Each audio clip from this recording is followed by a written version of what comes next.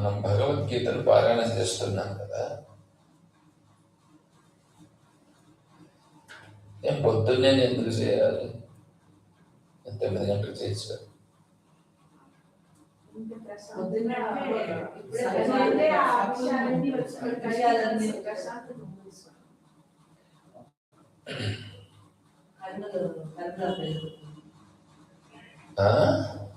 ఇప్పుడు మీరు చెప్పింది కరెక్టే, కానీ నేనేమంటానంటే మానవ జీవిత లక్ష్యం ఏమిటి?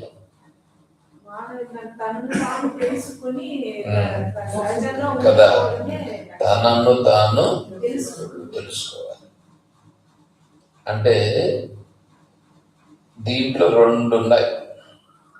తనను తాను తెలుసుకోవడం అంటే తనను తాను తెలుసుకోలేదని, తనను తాను తెలుసుకోవాలి. ఓకే, అంటే ఇప్పుడు ఏంటి? తనను తాను ఇప్పుడు తెలుసుకోలేదండి, నాకు తెలుసుకోలేదు. ఓకే, తనను తాను తెలుసుకోలేదు, కానీ ఇప్పుడు వీడు ఏమై ఉంటాడు? తనే అయి ఉంటే వీడు మళ్ళా తనను తాను తెలుసుకోవాలని ఎందుకన్నా?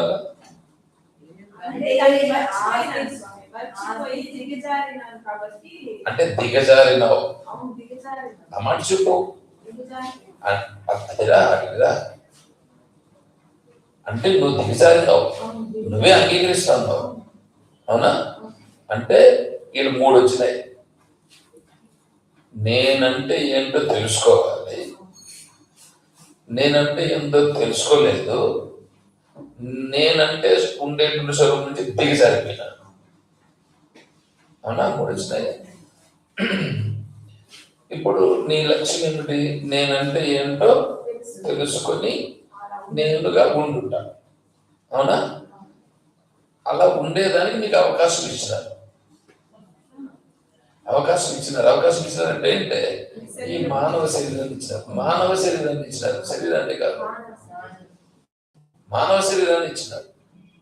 ఇప్పుడు ఈ మానవ శరీరం వచ్చినప్పుడు మరి దాన్ని నువ్వు తెలుసుకునే దానికి ఉపయోగించన్నా, లేకపోతే ఇంకా దిగజారిపోయేదానికి చేయాలన్నా? తెలుసుకునేదానికి. ఓకే, తెలుసుకోవడము సరే, ఎదగడం ఎంతో. ఇప్పుడు నేనేమంటానంటే, ఇప్పుడు లేచిన తర్వాత ఇప్పుడు మీరు వస్తారు, మీరు చెప్పినవన్నీ వస్తారు. ఇప్పుడు పొద్దున్నే లేవక ముందు మీరు హాయిగా ఉన్నారా? ఉన్నారు కదా. లేచిన వెంటనే, లేచిన మొదటి క్షణాల్లో కూడా హాయిగా ఉంటారు. నెలకు వచ్చిన హాయి కొత్త క్షణం తర్వాత మొదలైపోయింది సంసారం. దాన్నే సంసారం అంటారు. దిగజారిపోవడం మొదలయ్యింది. ఇప్పుడు దిగజారిపోతా ఉండవు. అదే దిగజారిపోవటానిక వచ్చింది. నేనేందో నేను తెలుసుకుని నేనుగా ఉండడానిక. మరి నేనేందో తెలుసుకుని నేను ఉండడానికి వచ్చినప్పుడు నువ్వు దిగజారిపోతూ ఉంటే, పొద్దున్నే లేచినప్పుడే పుట్టింది, లేచినప్పుడు పుట్టినవంతే. మేము ఎప్పుడో పుట్టినది కాదు. నేను నిద్రపోయినారంటే పోయినారు, పొద్దున్నే లేచినారంటే పుట్టినారు. ఇప్పుడు పుట్టినరోజు ఎప్పుడు? లేచినప్పుడు అంతే, మీరు లేచినారు. అవును, ఇప్పుడు లేచినారంటే నేను దిగజారిపోకుండా ఉండాలి.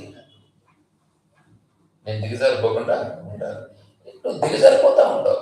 ఆ దిగజారిపోయేవాడిని కాదయ్యా అని నీకు గుర్తు చేసుకుంటే కూడా కానీ నువ్వు ఉండలేవు. నీ అంతట నువ్వు గుర్తు చేసుకుంటే గాని నువ్వు ఉండలేవు. నీ అంతట నీకు గుర్తు చేసినా కూడా దిగజారిపోతావు. గుర్తు చేసినా దిగజారిపోతాను అంటే, గుర్తు చేయకుండా పోతే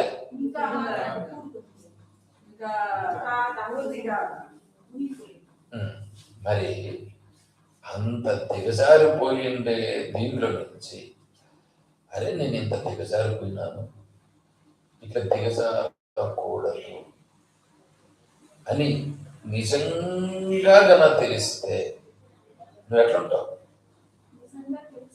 నిజంగా తెలిస్తే ఓ అమ్మా పొద్దున్న తెల్లారింది ఇంక దిగజారిపోవడం జరుగుతుందనైనా దిగజారిపోకూడదు. నేను దిగజారిపోకుండా ఉండాలి. నేను దిగజారిపోకుండా ఉండాలంటే నా స్వరూపంను నేను గుర్తు తెచ్చుకోవాలి. నా స్వరూపంను గుర్తు తెచ్చుకోవాలంటే అది ఏందో నా స్వరూపం నాకు తెలియదు. తెలుసా నీ స్వరూపం ఏందో? నీ స్వరూపం నీకు తెలియదు. నీ స్వరూపమును గురించి చేసేది ఇక్కడ గీతాపారాయణం. అంటే నీ స్వరూప మార్గంలోకి వెళ్ళేదానికి నీ మనస్సును నువ్వే సంస్కరించుకుంటున్నావు. సంధ్యావందనం కానీ గీతాపారాయణం కానీ ఇదంతా కూడా దానికోసం చేస్తూ ఉంటుంది. ఈ విచారణ కూడా దానికోసం చేస్తూ ఉంటుంది. దానికి ఎంత ప్రాధాన్యం ఇవ్వాలా? దానికి ప్రాధాన్యమా? ఏందబ్బా వాళ్ళంతా నొప్పులుగా ఉంటాయి, పడుకొని ఇంకా కొంచెం తర్వాత వెళ్దాంలే. చలికి ప్రాధాన్యమా?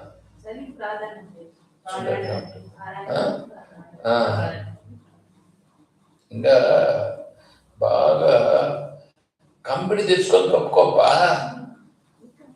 అమీర్ స్వామీజీ అన్నాడు. ఇంకా ఒక కంపెనీ తెచ్చుకొని కప్పుకో. ఎందుకంటే చలి కదా, చలికి కంపెనీ తెచ్చుకుంటే బాగా వెచ్చగా ఉంటుంది. కప్పుకో, హాయిగా నిద్రపో. ఇష్టం వచ్చినట్లు 7కి 8కి 6 గంటలు లేస్తే నేను 6 గంటలు నేను లేస్తా ఉంటేనే 7కి కంపెనీ తెచ్చిచ్చేది నేనేమన్నా. అది కాబట్టి భయం ఉండాలి, భయం కలగల. ఏనని భయము? ఇప్పుడు అందుకని ఏమన్నారంటే క్షరస్య ధారాని శతంతుర్గ వదంత కవయో వదంతి. ఈ జీవితం, ఈ జీవితం అంటే నీ సాధన జీవితం. సాధన చెయ్యాలనుకుండేవాడు, సాధన చెయ్యాలనుకుండేవాడి జీవితం ఎట్లాంటిదని వర్ణించిందంటే కఠోపనిషత్తు క్షరస్య ధారాని శతం. మంగళవాణి కత్తి ఏ పక్క ఉంటుంది పదున? 2 పక్కల ఉంటుంది పదున, 2 పక్కల ఉంటుంది. ఈ పక్క కాలు పెట్టిన ఇబ్బందే, ఆ పక్క కాలు పెట్టిన. వీడు నడిచే దావ ఆ మంగళవాణి కత్తి పైన నడిచినట్లుగా ఉంటుంది సాధకుడు. సాధకుడు ఎందుకంటే అట్లా చేయాలన్నా ఇబ్బందే, ఇట్లా చేయాలన్నా ఇబ్బందే. చూడు ఎట్లా ఉంటుందంటే ఇట్లా చేస్తే ధర్మం అంటాడు, ఇట్లా చేస్తే అధర్మం అంటాడు. అరే నేను సహజంగా ఉండాలి, నా స్వరూప స్థితిలో నేను ఉండాలంటే లేదు నువ్వు ఇట్లా చేయాలి అంటాడు. వాడు వస్తాడు, ఇంకోటి వచ్చి ఇంకోటి చెప్తాడు. ఎవడో కాదు, నీ నీ సంసారంలో ఉండేవాళ్ళే, నీ సంసారంలో ఉండేవాళ్ళు నీకు ఇట్లా చెప్పి ఇట్లా చెప్పేదేమిలా. 8 గంటలకు నేను ఈరోజు వేరే ప్రోగ్రాం ఉంది, సీఎం గారి ప్రోగ్రాం ఉంది ఈరోజు, కాబట్టి నేను పర్లేదు ఈరోజు పోకపోయినా పర్లే, అది నేను పోవాలి.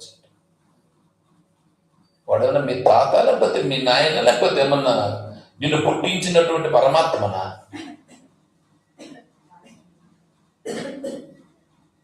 మీ తాత మీ నాయన అయితే కూడా ఎవడేం చేయలేడు.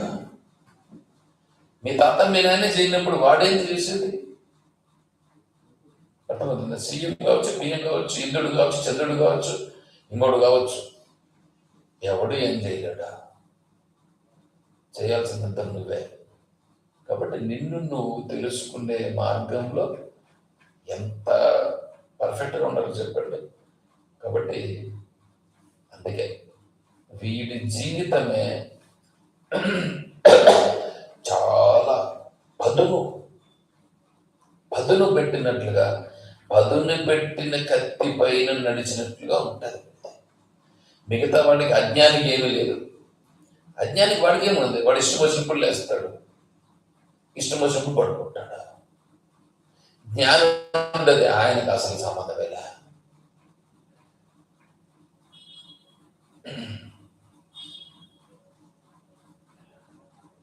శాస్త్రం ఎవరికి ప్రయోజనము?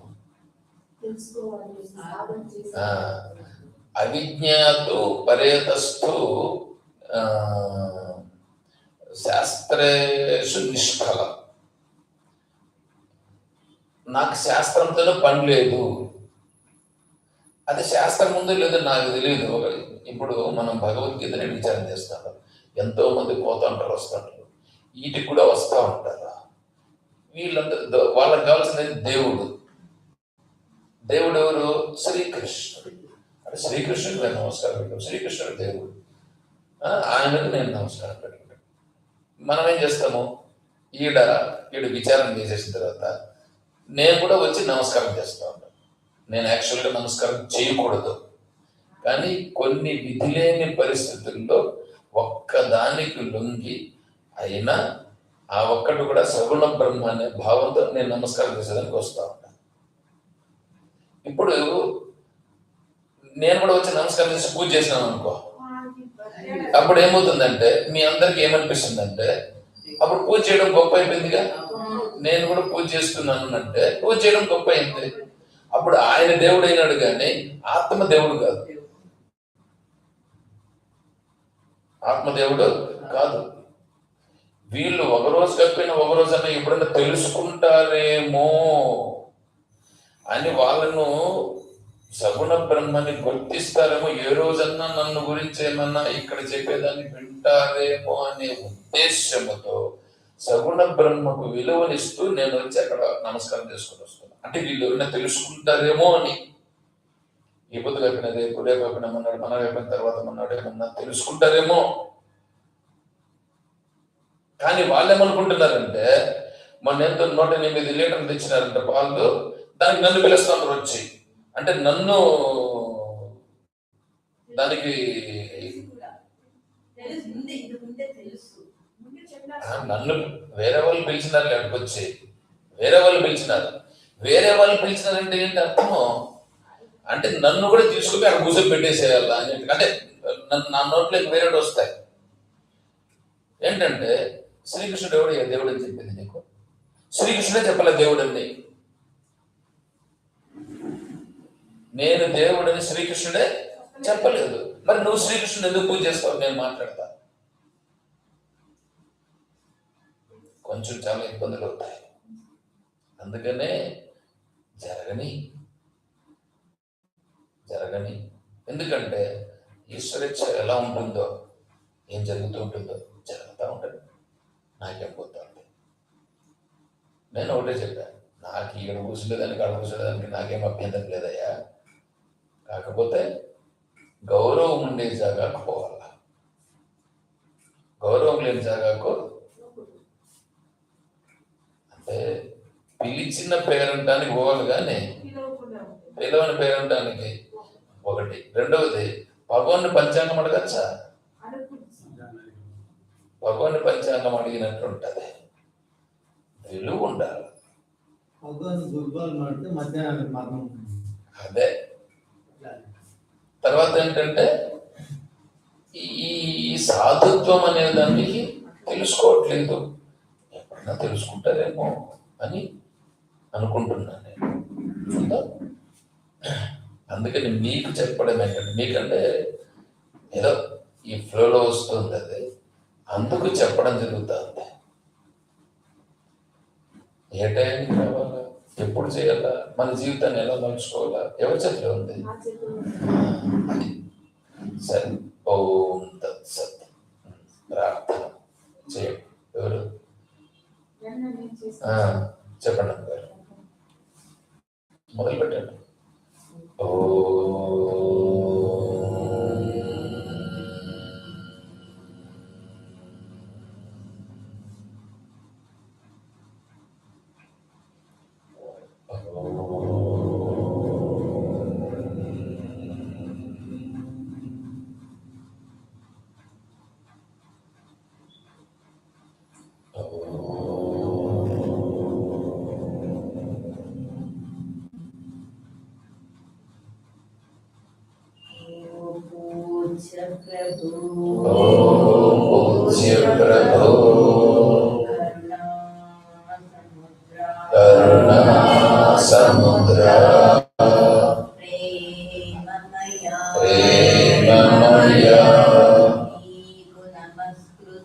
నీకు నమస్కృతులు సాష్టాంగ ప్రణామములు.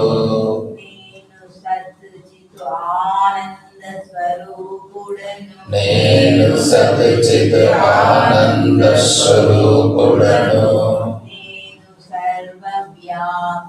నేను సర్వవ్యాపిని